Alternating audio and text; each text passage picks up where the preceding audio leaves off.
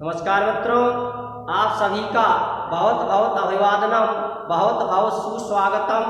मित्रों, आज हम आपके लिए अलंकार के बिंदु को आगे बढ़ाते हुए उत्प्रेक्षा अलंकार का प्रयोग कराते हैं। इससे पहले हमने आपके लिए उपमा अलंकार का प्रयोग किया। उपमा अलंकार की पहचान हमने आपके लिए बताई थी कि यदि संज्ञा के बाद इव दिया हो तो वहाँ उपमा अलंकार होता है, परंतु यदि क्रिया के बाद इव दिया हो तो वहाँ उत्प्रेक्षा अलंकार होता है। इस प्रकार से हम इस अलंकार की पहचान आसानी से कर सकते हैं। उत्प्रेक्षा, इसमें उपमेय की उपमान के साथ संभावना व्यक्त की जाती है। जब काव्य में उपमेय की उपमान के साथ संभावना प्रकट की जाती है तो वहाँ उत्प्रेक्षा अलंकार होता है। भवेत संभावना उत्प्रेक्षा भवेत होती है, ये इसका लक्षण है। भवेत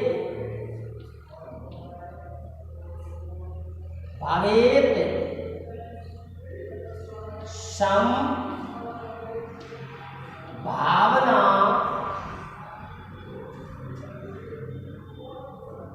उत्प्रेक्षा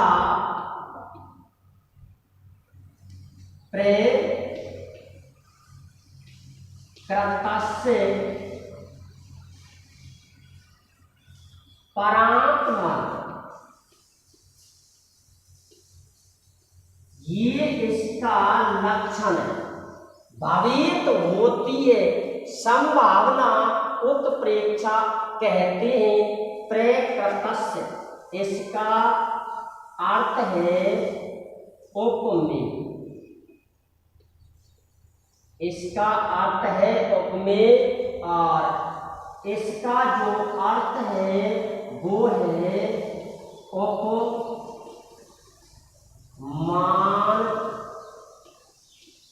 के साथ। प्रकृतस् उपमेय परात्मना उपमान के साथ।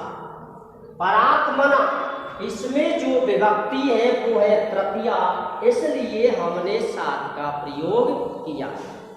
प्रकृतस् उपमेय की परात्मना उपमान के साथ, उपमेय की उपमान के साथ जहाँ संभावना भवेत होती है उत्प्रेक्षा, उसे हम उत्प्रेक्षा अलंकार कहते हैं। ये इसकी परिभाषा है। जब काव्य में उपमेय की उपमान के साथ संभावना व्यक्त की जाती है तो वहाँ उत्प्रेक्षा अलंकार होता है। हिंदी में जानो मानो ऐसे शब्दों का प्रयोग होता है।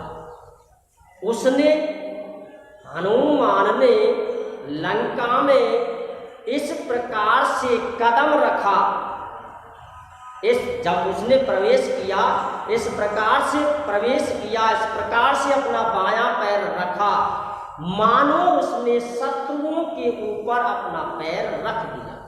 मानो, जानो ऐसे शब्दों का प्रयोग जहाँ होता है वहाँ उत्प्रेक्षा अलंकार होता है। संस्कृत में इन के स्थान पर ध्रुवाम, नूनाम, संके, मन्य, ये इसके वाचक शब्द है। उत्प्रेक्षा अलंकार के जो वाचक जो शब्द हैं वो ये हैं वाचक शब्द।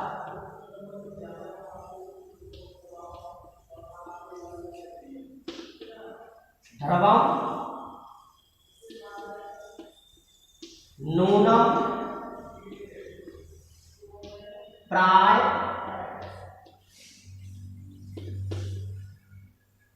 मन्ये,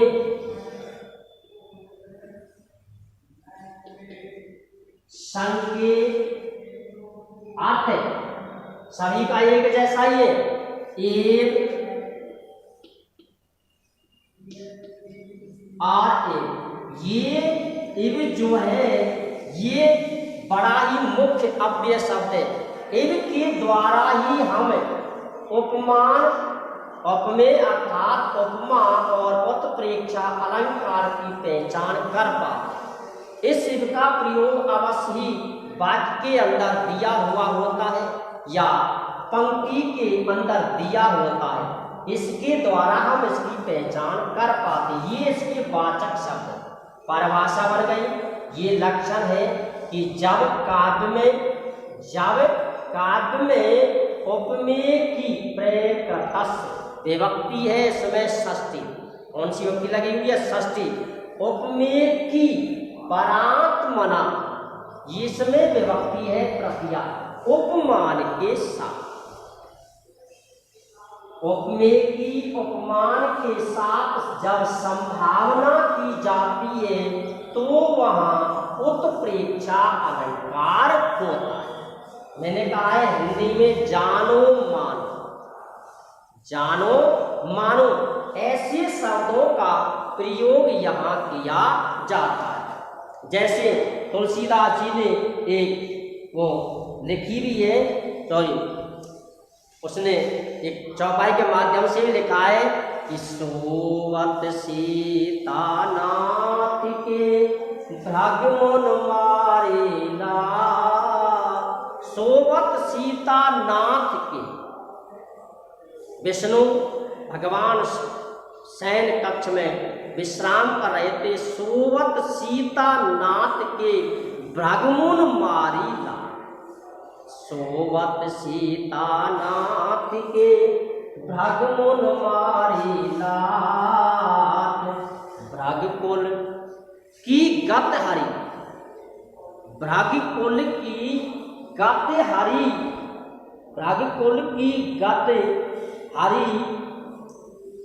मनो सुमिर वह बात, मानो वह याद करके, यानी पिछली जो कहानी थी उस कहानी को याद करके विष्णु भगवान ने उसको माफ कर दिया और उसके अंदर जो अज्ञान था उस अज्ञान को भी दूर कर दिया।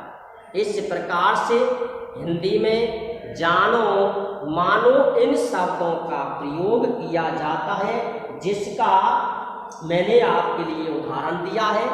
मैं फिर से इसे एक बार बोलता हूँ।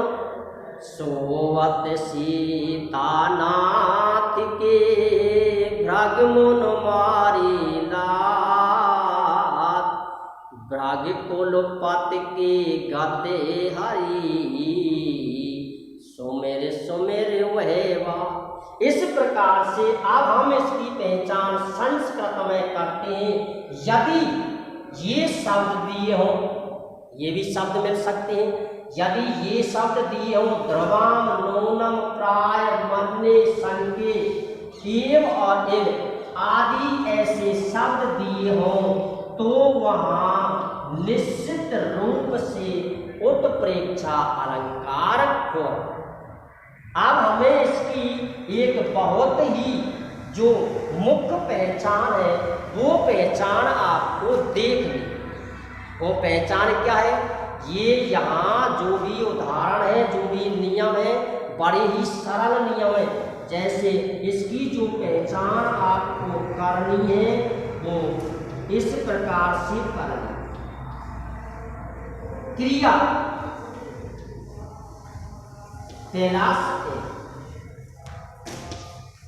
यदि क्रिया के बाद इव दिया हो, यदि क्रिया के बाद इव दिया हो तो वहां उत्प्रेक्षा अलंकार हो।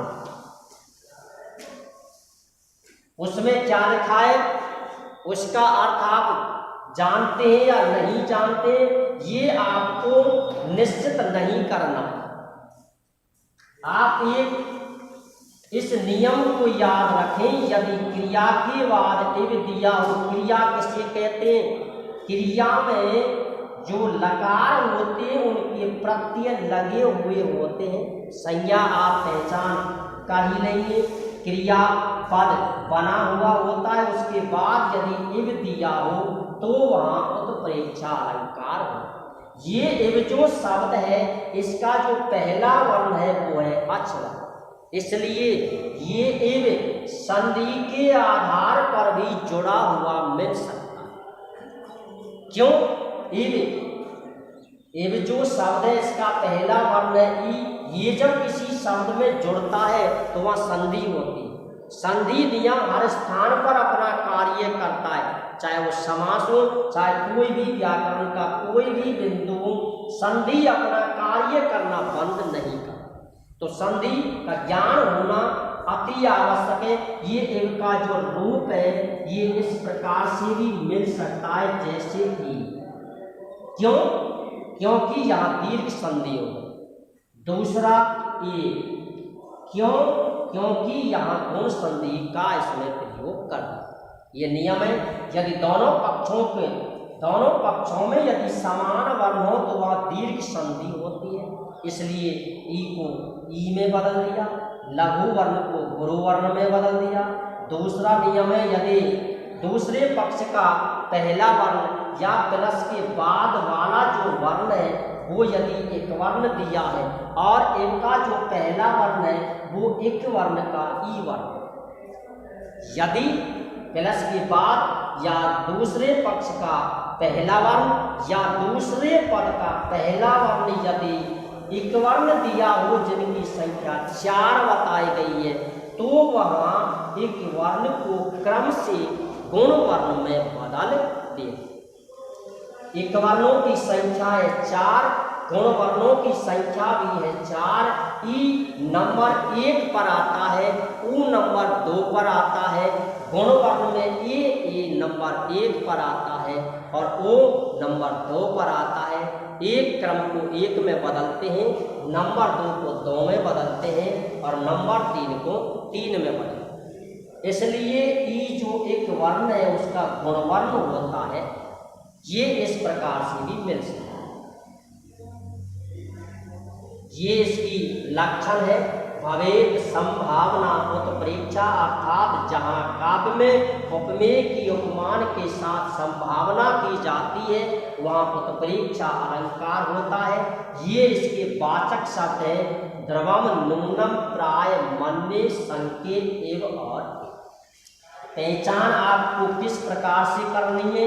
यदि क्रिया के बाद इव दिया हो तो वहाँ उत्प्रेक्षा अलंकार होता है और यदि संज्ञा के बाद इव दिया हो तो वहाँ उपमा अलंकार होता है।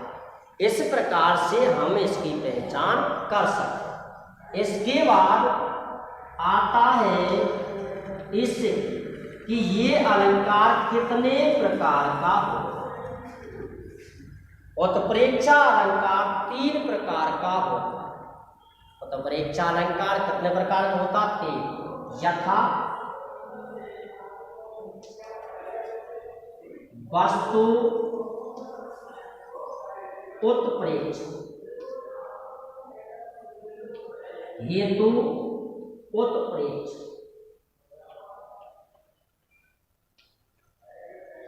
और नंबर 3 जो है वो है फलोत्प्रेक्ष। यहाँ गुण संधि, यहाँ दीर्घ संधि और यहाँ दीर्घ संधि। उत्प्रेक्षा अलंकार 3 प्रकार का होता है। वस्तु उत्प्रेक्षा, हेतु उत्प्रेक्षा और फल उत्प्रेक्षा। वस्तु की संभावना, कारण की संभावना या फल की संभावना। इस प्रकार से हालांकि ये कोई आपके ऊपर पाबंदी नहीं है, आवश्यक नहीं है कि आप इसका नाम रखें और ना ही उपमा अलंकार में है। उपमा अलंकार भी 2 प्रकार का होता है, पूर्ण उपमा और लुप्त उपमा।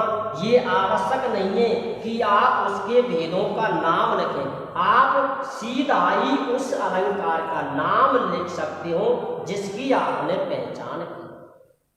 इसके आधार पर आपको पहचान करनी है कि यदि संज्ञा के बाद इव दिया हो तो उपमा अलंकार लिखना है और यदि क्रिया के बाद इव दिया हो तो आपको वहां उत्प्रेक्षा अलंकार लिखना है। ये जो उत्प्रेक्ष अलंकार के जो भेद है इनका नाम लिखना आवश्यक नहीं, आप सीधा ही उस अलंकार का नाम लिखें। अलंकार समास जैसे तत्पुरुष समास था उसके भेद है, यानी उसके आधार पर उसके नाम लिखने की आवश्यकता नहीं।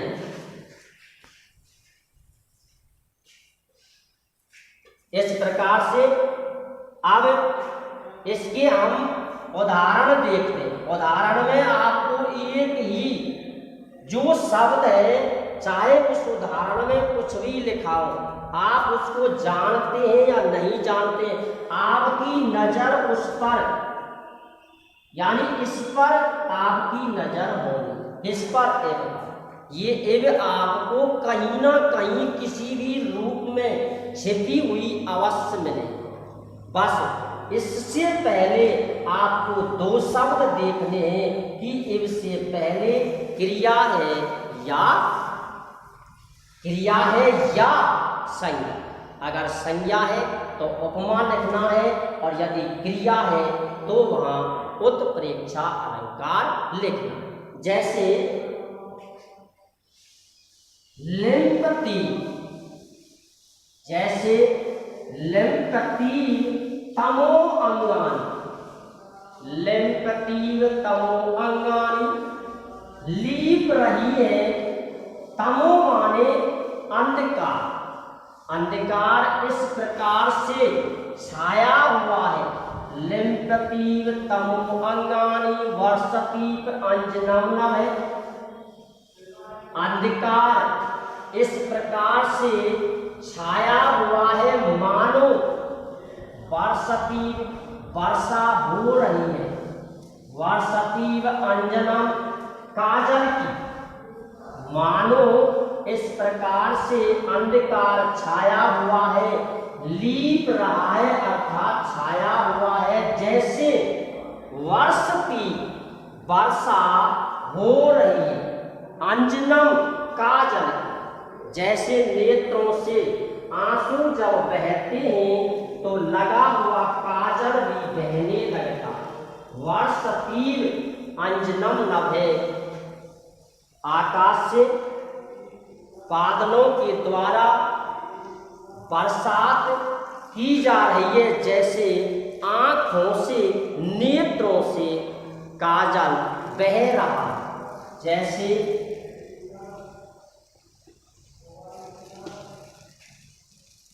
ये इसका उदाहरण है लिंप,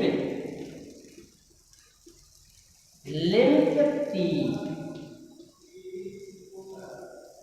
लिंपति तमो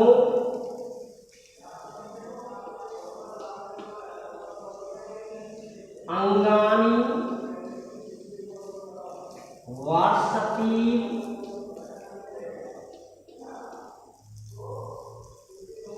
अंजनम नभ, लिंपतीव तमो अंगानि। इसका आप अर्थ नहीं जानते, अर्थ से आपका कोई भी लेना देना नहीं है। आपको एक शब्द देखना है और वो है ये एक, या फिर जो वाचक शब्द है उन शब्दों को देखना। यदि अधिकांशतः उदाहरण जो दिए जाते हैं वो इनके दिए जाते हैं, लेकिन यदि उदाहरण को और भी यदि घुमाया जाता है तो वाचक शब्दों के द्वारा उदाहरण को पूछ लिया जाता है। जो वाचक शब्द है उनका विशेष ध्यान रखें। वाचक शब्द जो है प्राय, नूनम, मन्ने, संके, ध्रुवम, एव, प्राय, ये जो वाचक शब्द है ये आपको अवश्य मिलेंगे। कहीं इनके स्थान पर तू का भी प्रयोग हो सकता है। तू माने तुम, ये समान शब्द है, ये समान शब्द, यानी मैंने कई बार आपके लिए बतलाया है कि जब पाणिनि जी ने व्याकरण शास्त्र को लिखा था तो वहाँ कहीं पर भी गुरु वर्ण का प्रयोग नहीं किया है। सूत्र में कहीं पर भी गुरु वर्णों का प्रयोग नहीं किया है, यानी लघु वर्णों का प्रयोग किया है। तो ये लघु वर्णों के साथ साथ हमको गुरु वर्ण का ज्ञान भी होना आवश्यक है। पर्यायवाची ये संस्कृत का नियम है कि वाक्य विन्यास करते समय, वाक्य बनाते समय यदि हम किसी शब्द की संस्कृत बनाने में असमर्थ हों तो उस स्थान पर हम समान गुण वाले किसी शब्द के पर्याय शब्दों का प्रयोग कर सकते हैं। जैसे चंद्रमा के स्थान पर हम सूर्य का प्रयोग कर सकते हैं, दोनों का गुण अलग है, वो शांति का प्रतीक है, दोनों में भिन्नता है लेकिन गुण एक जैसे हैं। इस प्रकार से हम उसके पर्याय शब्दों का प्रयोग कर सकते हैं। लिम्पति, अब यहाँ हमें देखना है एक दिया है, देखिए लिम्पति, लिम्पति लट लकार प्रथम पुरुष एक वचन, इव के स्थान पर क्या दिया हुआ है? ईव। इव के स्थान पर क्या दिया हुआ है? ईव। तो यहाँ अलंकार कौन सा है? उत्प्रेक्षा अलंकार। और आगे भी इसमें मिला हुआ है क्या? वर्षतीव अंजन। वर्षती, वर्ष माने वर्षा। कौन सा लकार? लट लकार। कौन सा लकार? लट लकार। कितने वचन? एक वचन। तीते अंति। इस प्रकार से यहाँ इव जो दिया हुआ है इसके आधार पर हम इसकी पहचान कर सकते हैं। यहाँ भी इव और यहाँ भी इव है, इसलिए इव से पहले जो है वो क्रिया पर कौन सा?